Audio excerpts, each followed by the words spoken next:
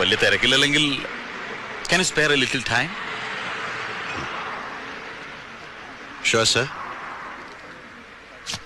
ഞങ്ങളിങ്ങനെ ഒരു ചായ കുടിക്കാൻ ഇറങ്ങിയതാ. പബ്ലിക് പ്ലേസിൽ സ്മോക്കിംഗ് പാടില്ല. ഞാനിത് കത്തിക്കാറില്ല. അതെന്താ? ഒരു സ്റ്റൈലാണ്. വലിയ നിർത്തിയതാ, പക്ഷെ അങ്ങ് ഉപേക്ഷിക്കാൻ മടി. അതുകൊണ്ട് ഇങ്ങനെ കൊണ്ടു നടക്കും. ഗുഡ്.